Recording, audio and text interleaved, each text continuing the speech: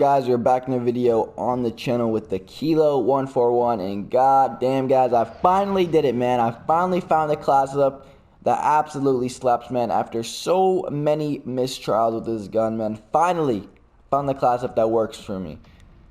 Before we get into today's attachments for this gun, I need you guys to hit that like button, subscribe button, and that notification bell. Be greatly appreciated, man. Let's get the 20 likes on the video. It's kind of been my goal ever since Modern Warfare started, and you guys have been consistently hitting that recently, so I really do appreciate it.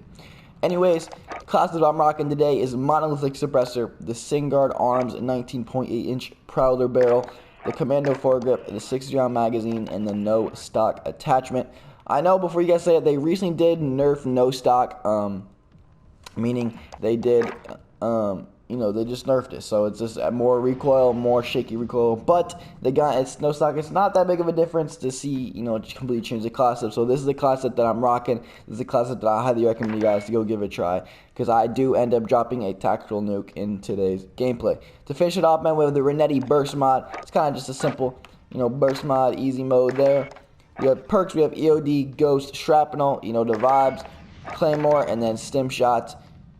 That's pretty much it for today's class up, man. Like I said, this Kilo class up is finally the one I found I've been personally enjoyed so much, and I've been slapping with it recently, so I highly recommend you guys to go give this a try. And I hope you guys do enjoy. Now, today's gameplay is going to go absolutely nuts, and I'll see you guys over there where I break down the pros and cons of this class setup.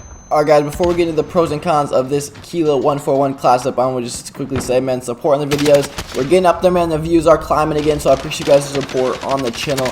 We're going to keep getting these videos out for you guys, keep getting these uploads out, man, and the more views I see, man, and the more people I see constantly coming to the videos, the more motivation I feel myself in, and the more vibe I want to keep uploading and stuff like that. So I'm going to do my best here to keep consistent as possible for the next couple weeks, man. I'm feeling it again. I got the new motivation, and I'm chilling, bro.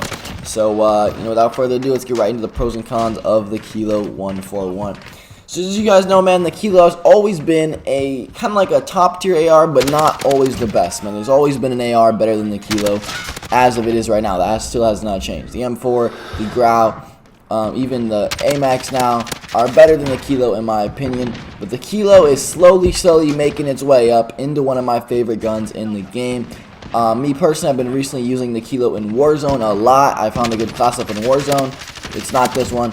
It's a completely different one, but I've been using the Warzone, and I decided to make a good class up for multiplayer finally, and boom, I started going off with this one, man. I finally found a vibe with the Kilo. The Kilo's always been that gun for me that I know it's good, I know it has potential, but I could never find that class up that works for me, and I finally found a class up that works for me, and it's this one I'm bringing to you guys right here. It's all the mix of the mobility, good ADS speed, good sprint to fire speed, all on top of a good damage combined with a decent recoil pattern, allowing you to hit those targets at farther ranges and unlocking, those upper close gunfights.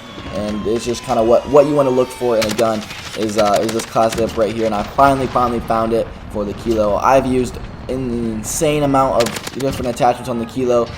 Man, I could never find that one class that finally works for me, and this is it, man. This is the one, and I highly recommend you guys to try this one out, because this is the only one that's really worked for me. And yeah, man. So pros and cons, man. Range wise, it's going to be good at medium to short range gunfights. You're going to find yourself having a huge drop off at the longer ranges, like a range that the M4 and Grau would take with really far ranges. With this class up, you definitely want to stick to the medium to short range gunfights. This is the recoil on this class setup. It does kind of kick a lot after a certain range, and you're going to find yourself missing a lot of bullets, and it's just not good for your overall success with the gun. So try to stick to those medium to long range gunfights. You'll find your most success there 100%, and you won't have any problems if you just stick to those. The gun will probably be the best in those medium range gunfights. Stay on head glitches, stay on areas where you have map control, where you have places where you can take control of the enemy.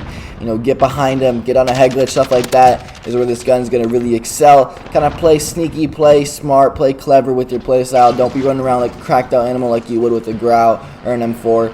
Just stay patient with the gun. Pick your gunfights wisely. Pick what gunfights you guys want to attempt. Pick what ones you don't want to, and you'll find yourself with a lot more success than just running around like a cracked out animal. Some other pros is a 60 bullet clip on the gun is pretty good. It does run out of bullets quite a bit though, just because it's the nature of this gun. I found myself missing a lot of bullets with this gun, but you know, I still get by with the 60 bullets. Another negative, as I mentioned before, is the recoil patterns on the gun. It's not that this gun has a lot of vertical recoil, meaning it's not that when you shoot the gun it shoots to the moon. The gun just shakes a lot. You know, it really does shake a lot. I don't know why it does, but it does. You'll find yourself shooting at people at longer distances, and your gun will shake left and right, left and right, left and right, and you miss a lot of the bullets, though that's unnecessary bullets, and sometimes you get either outgunned or the guy gets away from you, whether he's running away or stuff like that, which does happen quite a bit with this gun, which is kind of unfortunate. But like I said, as long as you stick to those medium range gunfights, you will be absolutely a-okay. I promise you guys that. Other than that, man, the Kilo is a very solid gun. For Warzone, I use a different class of that, but the Warzone, it shreds. It's honestly my main weapon. I'll be using the Warzone. The M13, the Kilo will be rocking in Warzone 1000%. Those guns be slapping for me, but not the guy has been nerfed. But yeah, man, that's pretty much it for the breakdown of the Kilo. Hope you guys did enjoy. If you made it this far in the video, make sure to comment down below what you guys think of the Kilo, but hashtag Kilo in your comment. We kind of know who be sticking by. If you stick by this part of the video, man, you're an absolute legend. Let's put it that way, because not too many people take the time and watch all of my videos. So I really do appreciate you guys are watching right now. You guys are absolute legends. And that's pretty much it for today's video, man. Thank you guys so much for watching, and I'll catch you guys in the next one. Peace.